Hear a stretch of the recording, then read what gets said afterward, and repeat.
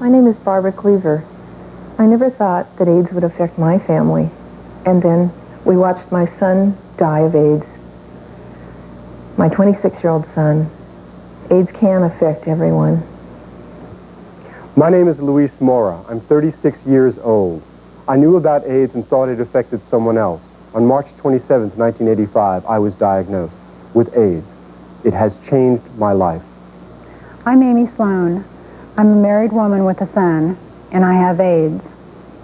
The way that I'm coping is by helping people see that this is not just a gay disease. Until now, most of us felt that AIDS was a disease that just couldn't happen to us or our family, but it can. Today we begin a 5-part series on AIDS, the disease that threatens all of us. With us is Dr. Mervyn Silverman, former Director of Health for San Francisco and currently the President of the American Foundation for AIDS Research. He is considered one of the foremost authorities on AIDS. First of all, Dr. Silverman, let's get this straight. It can only be passed 3 ways, and that's through the bloodstream. Am I correct? The 3 basic ways, Gary, are the intimate exchange of body fluids during sexual relations, sharing IV needles and syringes by drug abusers, and from a mother to her unborn child. Do you consider that to be through the bloodstream? Yes. Those 3? Yes. All right, now, let's take some of the things that have caused a great deal of anxiety, a great deal of panic among the population. First of all, you can't get it through touching. You can't get it through hugging, kissing. That's right. That's right. Sharing glasses and plates, salad bars, using the same toilets, tubs, linens, or being in the same room with someone who's infected with the virus. That's correct. This is not an easily transmissible disease. This isn't like the cold or the flu. If I came in, shook hands with you today, and you had the flu, I might walk out and a few days later I have the sniffles. This is a very difficult disease to get if you're not involved in the high-risk behavior. Intimate sharing of body fluids through sexual relations or sharing needles. You don't get it by sharing an elevator, being next to someone, hugging someone. And one of the things you can always ask yourself when you think about things like this is, if that were so, then wouldn't mothers, like we saw earlier, the mother come down with AIDS, wouldn't we see AIDS in household members who are not sexually related? In other words, they're not having sexual relations. There have been studies of households. There have been studies in healthcare workers who are working very intimately with patients. There have been studies in numerous situations, and we have not seen one instance, not one, of someone coming down with AIDS. There have been a couple cases in healthcare workers who have stuck themselves accidentally with a needle that had been in someone who was carrying the AIDS virus. But that's like sharing needles purposefully in a IV drug abuse situation. And the workers did contract the virus? They got the virus, and even that's rare. What about this fear about saliva? And I bring up kissing. I mentioned kissing. We're assuming we're talking about just a friendly kiss. What about this deep kissing that people are talking about? What if someone does have the virus and you're involved in a long, heavy exchange, petting? Well, virus is in saliva. It's in tears, but it's in minuscule amounts. There is, however, a small risk if someone were in heavy, deep kissing that it might be transmitted this way. I think the risk is very small, but the risk is there. But that doesn't mean, on the other hand, that if someone happens to sneeze or cough and you know, some saliva is sprayed, that you have to be worried about getting it. It is minuscule amounts in saliva, and we have no indication whatsoever that that is an easy way that it's spread. What if you had an abrasion in your mouth, a cut in your mouth, or a cut on your finger? Many people are fearful of that they will pick up the virus, tantamount to sticking a needle in that's going to go into your bloodstream. Well, unfortunately, or I should say unfortunately, people have that fear. Fortunately, it is not well-founded. Studies done in households where kids are sharing toothbrushes and forks and you know, playing with each other and cutting, scraping.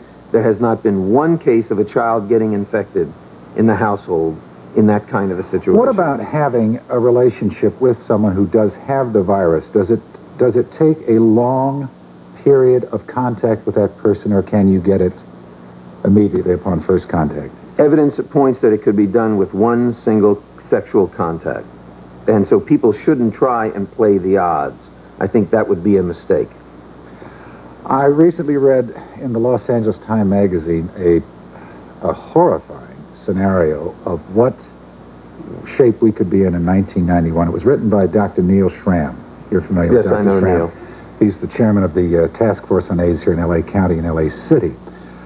Projections that have already been given that in 1991 we're going to have a full-blown, if not already, epidemic. We'll be talking about incarceration of people, legislation passed that is so against the democratic principle in this country, people being fired, and the other important thing is that people being forced to go underground and continuing to spread this disease. What are your feelings about that? I think it's a very strong article, as you say, and I think it's very important if we don't respond today and respond in a way that makes good medical sense, good public health sense, we could be there tomorrow or 5 years down the road. That is his last line in the article, that 1986 is not too late. May I ask you also, when this originally surfaced, do you feel that it was underestimated? Well, and obviously when it first came about, we had no idea that it was going to reach these proportions. But I think the projections we have been giving for the last 3 or 4 years are being met, unfortunately, as we go on. And the projection for 1991 that there may be 270,000 cases is a very real projection. And so what we have to do, in fact, Gary, that projection is based on people who are already infected today, not those who will be infected tomorrow. And we're talking tomorrow. about how many? 270,000 by 1991. That's why it's absolutely important that people listen to what we have to say, respond, and not involve themselves in high-risk behaviors.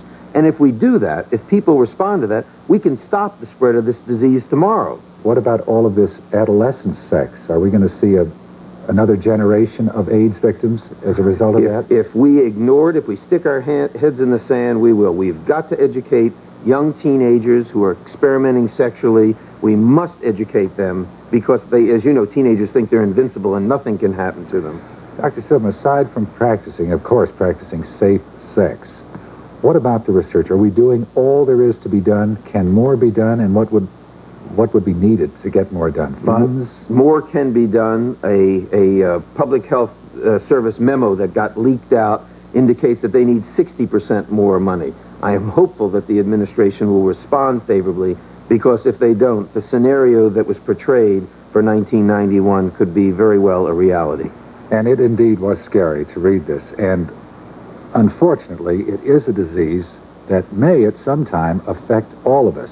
Now, during the rest of our AIDS series this week, we're going to continue to deal with the realities of AIDS, both medically and emotionally. You'll meet homosexuals and heterosexuals who have contracted the disease. We'll cover prevention, and we'll find out just how the fear of AIDS has manifested itself into an AIDS initiative that would quarantine all AIDS victims. All this during this week. Thank you very much, Dr. Silverman, for beginning the week. I'm sure we'll see you later on. I think so. We'll be right back.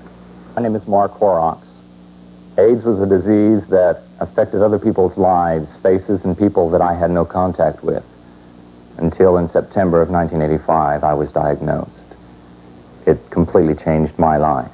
I wasn't living in fear about getting an AIDS diagnosis, but the fear came afterwards when I was diagnosed because I didn't know what was going to happen to me for the rest of my life. It was out of control, and it seemed like it was in somebody else's hands. AIDS is devastating the gay community. Despite the fact that it can affect all of us, they are still facing the most dramatic statistics, and it's obviously having an enormous impact on their lives. Many are living in fear and isolation. With us for part 2 of our 5-part series on AIDS is psychiatrist Dr. William Rader. Joining him is Jack Smith. Jack, you are gay. You have been tested for the virus. Absolutely not. You haven't been. No. You don't have the virus. Not that I'm aware of. All right.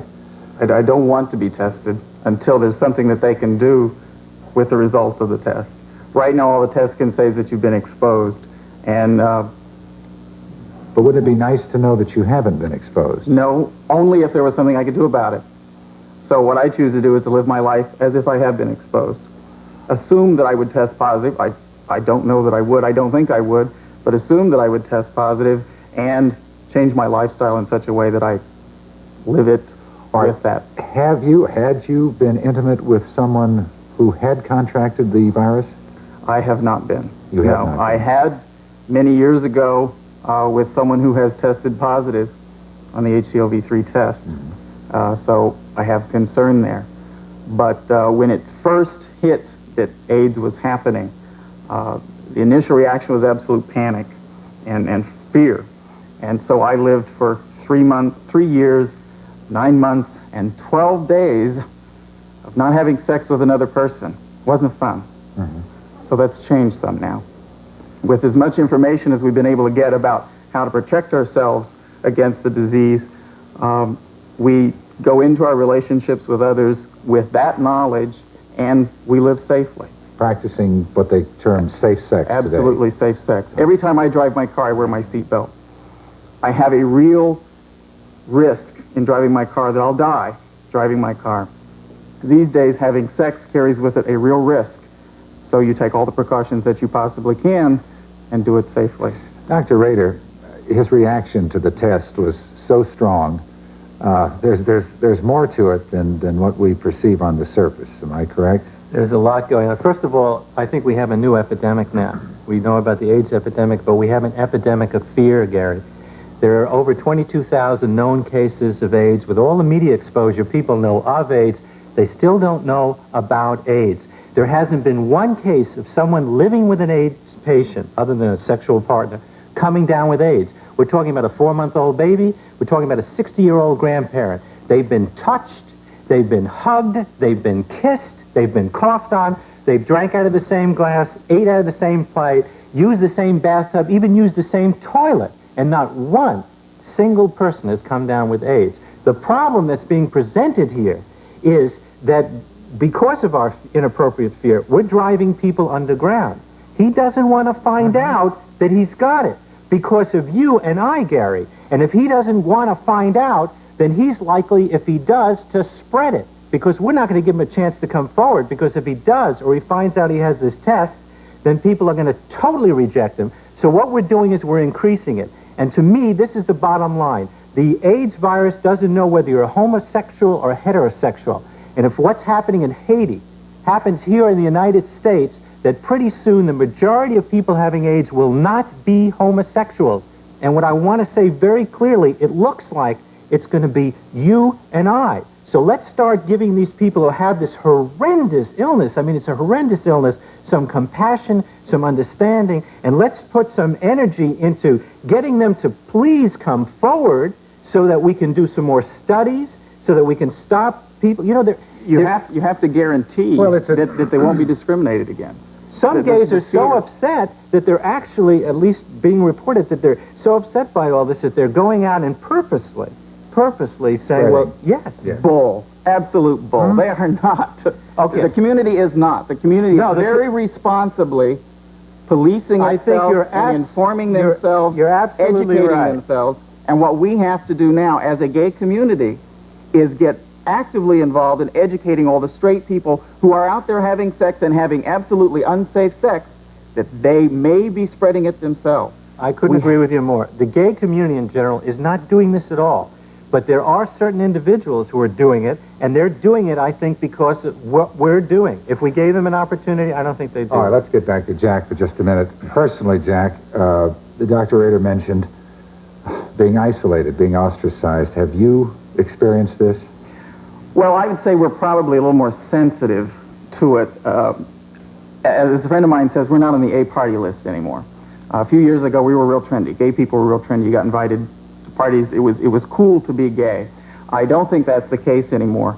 I honestly have not seen any direct reactions to it, but I've seen caution. A few weeks ago, a bunch of us went on a rafting trip.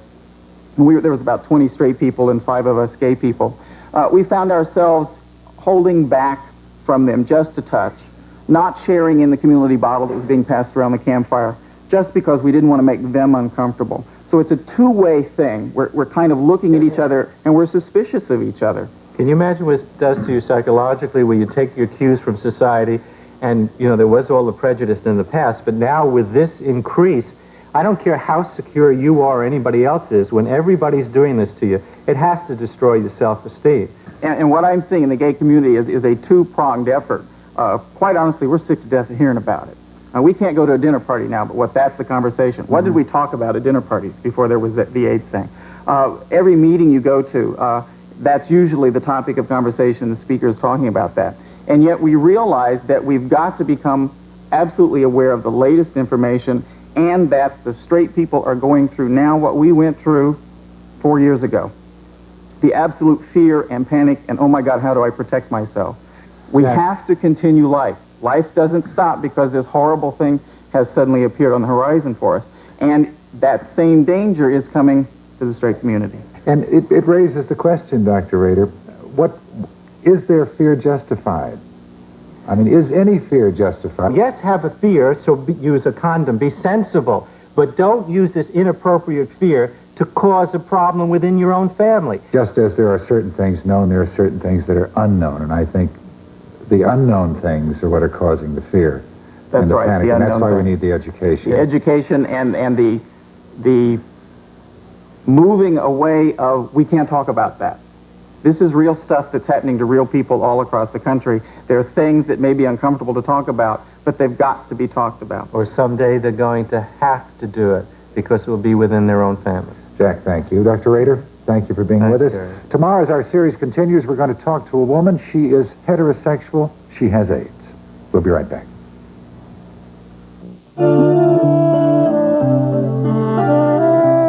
The thought of AIDS frightens all of us, but many of us think that it's happening to others, and it could never happen to us. All week, we've been presenting a series about the AIDS epidemic, which we must all combat together. Amy Sloan is a 25-year-old wife and mother who was diagnosed with AIDS a little over 2 years ago. She's here today with psychotherapist Susan Habib, who is a social worker with the AIDS Project in Los Angeles. How are you feeling today? Well, actually, I'm not feeling very well today. I wasn't even sure if I was going to be able to come on here just about an hour ago. Yeah. What is your general feeling, your general condition? Generally, I have a flu-type feeling most of the time, a fever. I'm sick to my stomach a lot and very weak. So very susceptible to just about anything. Now, let's go back a couple of years, almost. You learned that you were pregnant on a Wednesday, and then you were diagnosed on a Friday. I mean, it's one thing to find out you have, of course, this disease. It's another to find out that you have a child. What are your feelings, both personally and for your son or daughter to be? Well, at that time, I was obviously very scared, and I was also very sick. So this was a big decision to decide if we should have the baby or not. It was advised to me at that time that I should have an abortion because of the trauma to my body carrying the baby, and probably at that time they probably didn't even think I would live to deliver. And also then the risk to the child, that he would be born with AIDS or birth defects from the medication that I was on at that time. So I was very scared, and I just had to turn to faith to get me through that time because it was... You did decide to keep the baby. Yes. And he was born. He's 18 months old today. Right. His name is Brant, and he does not carry the virus. Right. Nor does your husband carry the virus. After all of it settled down, of course, at what point does your anxiety, I'm assuming here, does your anxiety turn to anger? I mean, about yourself and in your particular situation, if you would describe, because I'm getting a little ahead of myself, how you contracted the virus? I got AIDS through a blood transfusion that I received in October of 1982 as treatment for anemia. And I received 3 units of blood at that time and went along fine for 18 months. And then in the spring of 1984, I started having lung constriction, chest pain, night sweats, coughing, extreme fatigue. And that's then when I was going to the physicians trying to find out what was wrong. How long did it take you to find out what was wrong? It took a couple of months, and during that time I continually got worse and worse, to the point that I was very critical. And I was seeing a brand new physician in town that had seen 2 AIDS patients in Pennsylvania where he had moved from. So it was really a freak thing that he ever diagnosed me. I'm sure that I would have died within 24 hours if I wouldn't have found him. Now, Susan, am I correct? After the anxious, the worry, after those feelings are dealt with, or at least in some way dealt with, does it turn to anger? Oh, absolutely. Sure. You go through all of the stages, I think, of death and dying. which is the anger and the bargaining, and after that, the depression, and then the acceptance about what is happening in your life. Sure, and I think it's a healthy outlet to have the anger, and we need to make a space for the anger in our community. Can we talk about your husband and his reaction to it, and of course your parents, and perhaps your support system, your friends? Well, everyone has been very supportive and been very good, helped me through this, but no one can really understand what I am going through, even though they're feeling their own kind of pain, and that's a very great pain to see me suffer and to know that they might lose me, that I might die, and that's going to leave a very big space in their life. But no one can truly understand what I am going through, the pain that I'm going through because of knowing that I may leave my son, and who's going to take care of him, who's going to do the motherly things that I have always planned on doing. And that pain is so big that I don't really have anyone to share it with, even though my husband and my parents, my whole family, has been very supportive. May I ask you, in terms of a prognosis, is this a day-to-day thing for you? Are we talking weeks, months? I mean, do you just wait to hear the next report from the doctor? It really depends on how I feel. That is my prognosis, because it's so different. I have a friend that's been diagnosed for over 4 years, and yet I have another friend that I only knew for a couple of months. He wasn't even diagnosed a year, and he died. With me, it's been over 2 years now, and it's very scary because normally they tell you that most people only live 2 years. And so I have a lot of fear right now that I won't live much longer. That some days I feel like I won't be around for Christmas, and other days, if I can get my mental spirits high enough, I feel like I may be able to go on for longer than that. And do you take, in terms of medication, do you take high doses of anything, or what type of medication are you given? Right now, I'm not on any sort of antiviral drug. Those are all experimental, and it's hard to get into a program. But I do take a drug called pentamidine to fight the pneumonia in my lungs. I have pneumocystis pneumonia, which is the most common opportunistic infection that kills people with AIDS. And so I take that in a prophylactic form. You know, all this week we're discussing this panic, this fear that the public has, their perception of AIDS, the lack of education, information that seems to come out at a later date that contradicts earlier information. Everybody doesn't quite know where we stand. In a personal sense, have you seen this reaction in friends of yours, people that you have been close to? And that must make you not only sad but angry. Well, it does make me sad and angry, and I have seen it. Or rather, what I should say is that there have been friends that I haven't seen since my diagnosis. And I know that it's because of the AIDS. I don't know if it's because they're afraid of the disease or if they're making some sort of moral judgment on me, or I don't know why, but I do know. As to acquiring the disease, I mean, that can be the only basis for a moral judgment. Well, there are people that believe that AIDS is the wrath of God, that AIDS is a judgment on people because of something that they've done in their life. And I certainly don't know if people think that about me. I don't believe that at all, and so I think that's not valid. But I do believe that people have stayed away from me because of my disease, and I see people talking about me all the time and pointing at me in restaurants and stores. This is very difficult to ask because it raises, again, the issue, the irrationality of our fears, and yet when we deal with AIDS, we're not dealing with something that we'll get over. It's not measles. It's not something that can be treated with vaccine. We're talking about an ultimate here. And on the one hand, I can see that people do have justifiable concern and that the panic leads them to shun, to avoid. Do you understand? I mean, your feelings on that, does it make sense? Do you understand why they do that? And can you place yourself in their situation? All of us are grappling with this, how we would react personally.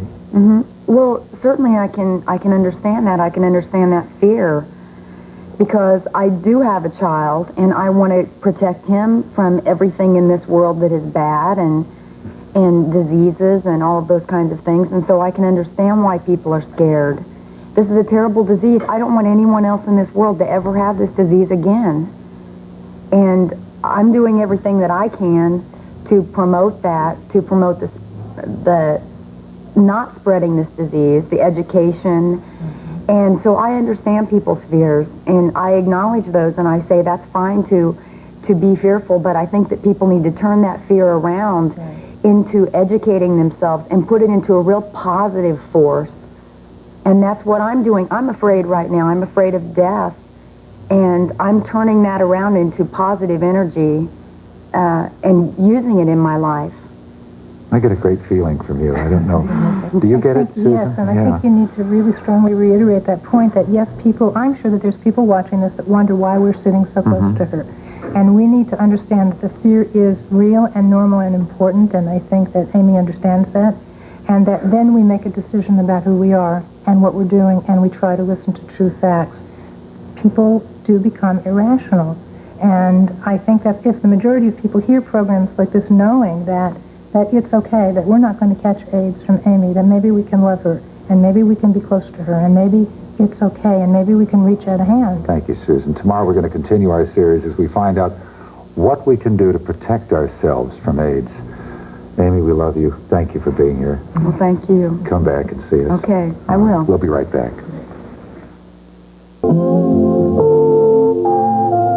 In 1983, at the age of 3, Samuel Kushnick died of AIDS. He contracted the disease from blood transfusions given to him during the birth of he and his twin sister, Sarah. At the time, his parents, Helen and Gerald Kushnick, had no idea that he had even received those transfusions. Joining Helen on part 4 of our series about AIDS and all of us is Dr. Joel Weissman, co-director of the AIDS unit at Sherman Oaks Hospital here in Los Angeles. I'm sure that Samuel's death is still very, very much with you. And many of us find it hard to believe, because if you were to pick someone whom you would think would be the last one to be touched by this disease, it would be you and your husband, Gerald. What do we need to know about this? I know you're doing a lot of work, both you and your husband, not only for children, but on behalf of adults as well. What do we need to know about blood and transfusions to protect ourselves? I think that people just need to know that blood transfusions are not something that should be given routinely. And I think if your physician doesn't know that you should. I think you should make yourself aware of what you can do when you get into a hospital situation. If someone says that you may possibly need a blood transfusion, that you ask the right questions, you ask what's the safest blood supply. Each hospital differs. Each hospital has a different set of standards that they use. Except for the routine tests for hepatitis B and for syphilis, there are different hospitals that use other tests, the Porter tests, and they vary from hospital to hospital. Now, when I said that neither you nor your husband were aware of the transfusion, is that policy? I mean, is it something that they do ask? Well, we were told that the general release that we signed when we went into the hospital allowed them to do the transfusions. But we didn't know that nobody came and asked for a specific consent and said, we're going to be giving your son multiple transfusions, and how would you like to deal with this? Because he had 20 transfusions from 13 separate donors. And Sarah had how many? Sarah had 8 or 9 transfusions over a 4-week period. This is over a 4-week period. So, Sarah had about 8 or 9 of them. And Sarah did not contract? No, just... So it could be one of the extra... Russian roulette. Yeah. That's all. Could be that. I remember Dr. Rosenfeld sitting here and saying now that we have a test for blood that is very, very reliable. Is that the case? And that was based on the information that he had up to that moment. Well, I think Joel and I would agree. Joel, what do you respond to that? I think that the times have changed by the test. There's no such thing as a foolproof system. I mean, no one can give you a 100% guarantee. I think that what Helen mentioned, that the knowledge that blood can be a carrier and that you should accept blood transfusions only as a matter of absolute emergency is reasonable. The system has filtered out, and I use that term not goodly, a lot of the contaminated blood, but no one can guarantee that every single bit of it. The risk is similar to flying. You know, the issue of you get on a plane with a known risk that it could crash, you should only take blood if there's no other alternative. In these cases, there weren't any other alternative. Well, are we making any progress toward a 100% test? I mean, that we can eliminate all of the bad blood, so to speak? I don't think you're ever going to have a 100% test. I think there are more tests that the blood banking industry can do, and I don't think that those are being utilized, and I don't think anybody is doing them as a matter of law, which I still have a problem with. I would like to see more regulation in terms of the blood banking industry coming out of Washington, which is something I'm working with Henry Waxman, Congressman Waxman now. I'm asking for legislation or at least investigations into how the blood banking industry operates. In the interim, is it possible for us, and then we've talked about it seldom, but in speaking to you now, it becomes a very important option, and that is, can we give our blood and have it stored, and blood for our children and have it stored? Yeah, it's a more difficult process, and it's much more costly. And one has to know, I mean, you have to anticipate, let's say that you're going to have a car accident in place X when you have blood stored in place Y. It's a difficult situation. Again, when we talk about blood transfusion, we're not talking about a great percentage of AIDS being acquired that way, are we? No, the percentages vary, and the percentages in adults are different than the percentages in children, because the primary blood transfusion patient population in the pediatric area are premature babies, and they are routinely transfused. I think that's changing now. I think that neonatologists are becoming more aware that this should not be going on. But I think the percentages are like 2%. Right. I think that's the latest CDC. Let's go on and touch, if we can, in the time remaining, Joel, on an area that hasn't been discussed, and we brought it up briefly with Dr. Silverman on Monday, and that was this area of adolescent sex. With kids experimenting with each other, a lot of bisexuality going on in the younger set, a lot of drug taking and so forth. We do have serious concerns. I think the issue is that before a child has the opportunity to even think about having sex or investigating or experimenting with intravenous drug use, I think we are morally obligated as a society to educate people that this is a risk. I think that if you could make September 1st, 1986, a day in which, you could go forward from and have the pool of infected people not have new infected people with, it would only be able to be done by education. We have no other real weapon to stop the spread of the disease. Purely education. Yes, absolutely. And you can protect yourself from AIDS. I mean, it is a sexually transmitted disease. If it were casually contracted, I mean, the virus has been in the country since the mid-'70s. It's 10 years. If it were a casually contracted disease, we'd be in a martial law state right now. And you can protect yourself, but you have to educate yourself first. You have to learn what safe sexual procedures are. And in adolescence, it's extremely important that the schools start to educate these children, and as Dr. Weissman said, well before they're going to become sexually active. We've done a lot. We sometimes kill in the name of morality, and I think we need to get out of the Victorian era in terms of thinking and dealing with sex, and talk to children honestly about how they can protect themselves. Thank you, Helen, for being a part of this You're welcome. five-part series. Joel, nice to see you again. Nice seeing you. And thank you for being with us today. If you'd like more information, and that is the key, information, for not only fears, but actual prevention that you can provide for yourself and or your children, please write the American Foundation on AIDS Research, 9601 Wilshire Boulevard, Los Angeles, California, 90210. Thank you both again. We'll be right back.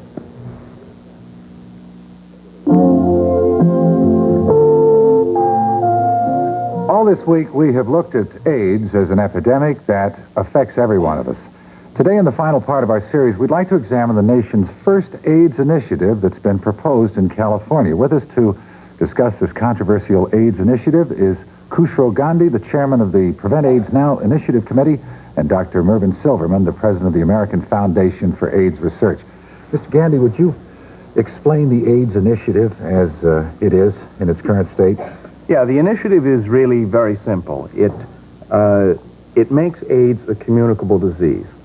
It essentially says, let's return to a traditional public health policy. AIDS right now is a disease which is not subject to the same standard public health laws that every other communicable disease is subject to in the state of California. All this initiative does is, by making AIDS a communicable disease, means that we will treat AIDS with the same laws that we use to treat every other public health disease. For instance, a disease like syphilis. Syphilis is subject to certain public health laws. AIDS will now be subject to the same type of public health laws. Right, public health laws such as not handling food. Yeah, basically. Number one, it means that every case of the disease, also every case of the virus, that is, in the case of someone who has an infectious condition, is capable of infecting others, must be reported to the Department of Health Services. It means that the power to test and to quarantine will be given to the Department of Health Services where they deem it necessary to use those powers. It also means that no one with the virus can be in a school or in commercial food handling. And these are the same laws I want to stress. These are the laws already on the books that we apply to other communicable diseases, every other communicable disease. And it's been really a legal trick that has kept AIDS from coming under the same kind of public health laws. We're saying this disease is too dangerous, it's out of control, and it's time that we use the same kind of proven public health measures that have worked with other diseases, that we apply these to AIDS. Most of the medical community, if not all, are solidly against the initiative. What kind of impact do you see resulting in the passage of Prop 64? I think it would be a travesty. In 20 years in public health, nothing like this have I ever seen, nor is anything like this necessary. Every public health official, and I was a public health official for those years, has the power to do everything that he is saying, and would do it if it made sense. Every research group, every medical group, every university group, government agencies, everyone agrees that this is absolutely not necessary. All it will do is further the second epidemic, number one, which is fear and anxiety. They call themselves panic, which I think is an appropriate term. Secondly, it will prolong the epidemic because it will drive it underground, because people fearful of being incarcerated like people were during the Hitler regime will not go and be tested, will not see their physicians, will not participate in research activities, and as such, the very things we need to solve this tragic disease will not happen because people will be going underground. If this were like the other diseases, and it's a playing on words, to declare it a communicable disease is nonsense. Everyone knows it's a communicable disease. This is not just some toxic substance. We know it's a communicable disease. But by declaring it, it would put it in the category of diseases that are casually spread, so we would keep people out of school. And it says not only those with AIDS, those infected, but those suspected. So if I suspect for some reason that you are a carrier, I could keep you from working in a restaurant, working in a school, working in a healthcare setting. When we know from healthcare studies that it isn't spread through hospitals, when we know from school studies that it isn't spread through schools, and we know from household studies that it isn't spread through households. Are you suggesting, Dr. Silverman, that we need a separate category for this? No, we don't need anything for this. Status quo. We have, the state has been very active, local communities have been very active. In San Francisco, where I was the Commissioner of Health, we've been very active, tracing it, tracking it, following it, trying to find a cure, trying to find a vaccine, but most importantly, since we don't have a cure and a vaccine now, what we need is education, so that people will understand how to prevent getting the disease in the two major ways we discussed on Monday, and not scare people into being fearful of sitting next to someone with AIDS, being on a bus, eating in a restaurant.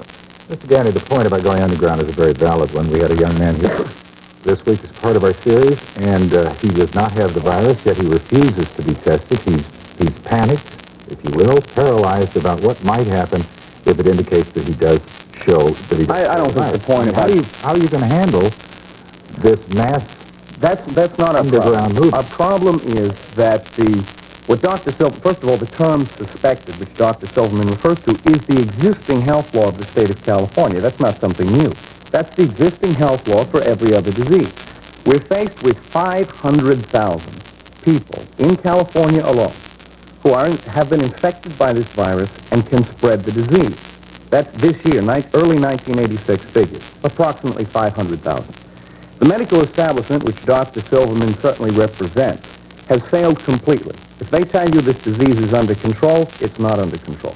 She points out there's no vaccination, there's no cure. The only means we have at our disposal is to prevent its spread. For instance, the kinds of things which Dr. Silverman has been referring to are largely political. It's not a casual contact question. Take venereal disease like syphilis. We have the power to do contact tracing for that disease. We have the power to report it. It is mandatorily reported, just as we should be doing with AIDS. Dr. Kaiser has asked for the power of mandatory testing already. That's not our initiative. That's Dr. Kaiser. He's asking for that power. He has that power. If he needed to test... Then why has he asked the state legislator to give him the power? I mean, I think we're getting to... I suppose because it's voluntary. It is voluntary, and it must continue to be voluntary. I think another tragedy about this thing Politically is... much sense. As he's pointing out, the only reason that you wouldn't test, for instance, let's take education. Education's fine. If you have 500,000 people who need to be educated, and the vast majority don't even know or suspect they have it, how can you educate them? The fact is that the existing health policy has failed. We have 500,000 infected people. Perhaps as many as 40% of those will develop AIDS or AIDS-related symptoms. It is nonsense to say that it has failed. This disease has an incubation period of from 2 to 7, maybe even more years. Most of the people that we see infected now were infected before we had any knowledge of this. We've seen incredible changes of behavior through education. We're getting the word out. We're doing it. Obviously, we have to do a better job, and this program certainly helps. What he is trying to do only creates panic, as the name goes, to the rest of the public, so that we, instead of treating people with compassion and sensitivity, we scare everyone. We'll continue our discussion with Mr. Ganny, Dr. Silverman, and we'll also be taking some questions from our studio audience when we return. Stay with us. We're back with Keshro Gandhi and Dr. Mervyn Silverman discussing the proposed AIDS initiative that will be on the ballot in California this November, and that most certainly will affect similar legislation for the entire country. Let's take some questions from our studio audience. Yes, your question. Thank you. I have a question for Mr. Gandhi. Recently, as of last week, the University of California in Berkeley estimated that the economic impact with the adoption of Proposition 64 would be approximately $14 billion due to lost wages. I would like to know how you can justify this expense, and why wouldn't it be more beneficial to spend money for prevention through education and to fight the fear with the facts? Well, first of all, we've seen a lot of funny things coming out of Berkeley over the recent couple of years, I think. This study is a politically motivated study against the initiative. It actually has in it a series of possible scenarios depending on how the bill is interpreted by the courts. The cost of the bill varies from very little, according to the state's estimate, almost nothing, to as high as the Berkeley study, which is the extreme interpretation of the bill and really is not my interpretation of the bill. However, I want to point out that what we're faced with in terms of cost is much more than that. With 500,000 people infected with the virus, present estimates are anywhere minimum of 50,000 cases by 1990-91. And there's good reason to expect many more cases than that at that point in time. The cost of simply treating these cases, if we don't stop the disease, is going to be far more than $14 billion. $14 billion is nothing compared to what we will have to spend just simply for treatment and cure. I would say that the other place where we have to spend money is research. We need a crash program, a space program type of approach. I would say several $billion a year in advanced research on this virus at the federal level. You know, I agree completely with what he is saying. If we don't do things now, we are going to spend billions. If we drive this underground, the billions will be even higher. The real tragedy, I think, is both sides are going to be spending untold millions either to pass it or to defeat it, when those monies could be applied to stopping the spread of the disease. Your question, sir. Yes, Dr. Silverman, as you stated, you were the health commissioner in San Francisco during 1977, 1984, during which time we saw the explosion of AIDS, the worst epidemic in America in the post-World War II period. During that period, you even refused to close down the homosexual bathhouses, for instance, against the protests of many gays. And I would like to ask, why should anyone listen to you? You've obviously failed. Why don't we use traditional health measures? Well, I think the choice to listen to me is up to the public. I think one thing is very clear. We have the model AIDS program in the nation. We have reduced the infection that is being spread from one person to another. It's been documented that it has been reduced through education. And the reason why we had the largest epidemic is because it started in New York and San Francisco years before we even knew what it was all about. I think San Francisco can hold its head up very high. I feel I can too on the issue. Mr. Gandhi, I have read articles recently about non-risk people getting AIDS. Belle Glade, Florida has been a very representative area that has been reported on. I would like to hear more on that. Is there any proof to this point? Yes, there's a tendency in the United States for an increasing number of cases outside of so-called high-risk groups. Belle Glade, which has the highest incidence of AIDS in the country, is dominated by people outside of high-risk groups. In Haiti, totally false. But I was in Belle Glade last week. I have an affidavit from the doctoral research Belle Glade to this effect, which you're aware of. I know the doctor. High risk.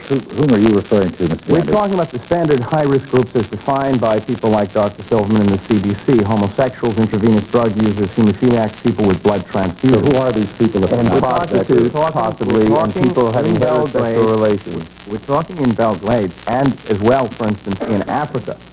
And now in Haiti, according to the recent study by Cornell study, where the majority of cases, in both of these, in Haiti, for instance, now, within 3 years, over 70% of the cases are outside any of these known high-risk groups, and most of the cases in Africa are outside of high-risk groups. But within high-risk behavior, we don't even have to talk high-risk groups anymore. It's your behavior. Whether you're gay or straight, whether you're gay or straight, old or young, black or white, if you indulge in the high-risk behavior, you're putting yourself at high risk. If you don't, you do not. So we ought to get away from high-risk groups. Everybody has to assume if they engage in this type of behavior. All right, we're talking here about what? Anal intercourse? I'm talking about the sharing of body fluids. Vaginal intercourse, anal intercourse, it doesn't matter. The possibilities for the spread have been documented, both male to female, female to male. And in Belle Glade, every case that has been researched by the department, and I met with the department, falls into the high-risk group. That is going to be categorical lie. There's going to be some who will. There is going to be some. There are going to be some that don't fit into the group because if I don't want to tell you that I am an IV drug abuser, or that I've had multiple partners, or that I am shooting up with drugs, then you cannot place me in a high-risk group. So I therefore get put in the category of non-high-risk groups. So it's totally what I want to tell you. I have a question for Mr. Gandhi. The California Medical Association, the California Hospital Association, the California Nurses Association, and the California League of Women Voters have come out in opposition to your initiative, which is backed by Lyndon LaRouche. Can you name 4 mainstream organizations that are supporting your initiative? Well, that's a loaded question. Actually, you could also have added Elizabeth Taylor, Carol Burnett, and Goldie Hawn have also come out against the initiative. So that the California Medical Association on this is functioning, again, in an extremely political environment. We challenge them to debate. We're ready to debate them publicly, any place, any time. Sir, my question is, can you name 4 The question is a question of right or wrong. The question is who's right. In this case, and if you were right, all you're expressing is the fact that the medical establishment is going to defend its track record on this because they are responsible for bringing us the present epidemic we have. The difficulty is you're trying to get facts and you get fiction. All right, final question. It's my question. I find it personally very difficult, and I will be one who will be at the ballot box in November. I'm going to find it very difficult to cast a ballot when there is absolutely no evidence by the medical community that part of your arguments, or perhaps a whole of your argument, Mr. Gandhi, is indeed valid. That's the difficulty I have with this. I mean, I have to go on your word and the people that you have as your advisors. There's 2 aspects to this initiative. First of all, in terms of medical evidence, the only really debatable thing is on the transmissibility question. The other aspects of what I've raised are, by and large, not things that even Dr. Silverman would disagree with in terms of the rate of spread. The facts that Dr. Silverman, that most of the medical community would agree with. We have 500,000 people with the virus today in California. By 1990, that number will easily double or quadruple. According to Dr. Werdegar in San Francisco, as many as 40 of those will develop some form of AIDS or AIDS-related symptom over a 4-year period. We're looking at anywhere between 50,000 and perhaps as many as a million deaths. Isn't that if nothing is done, sir? If nothing is done. Gary, I think the final statement can be made. The courts in California last month said that the arguments that they were purporting were false and misleading and had them struck from the ballot. And the judge was appointed by Jerry Brown. Thank you both for participating in this discussion. I'm rattled, too. I'd like to thank the AIDS Project Los Angeles for all their help with the series. Again, thank you both, and thank you in the audience for these questions. Very good questions. We'll be right back. Living well, and I intend to continue to. No. No.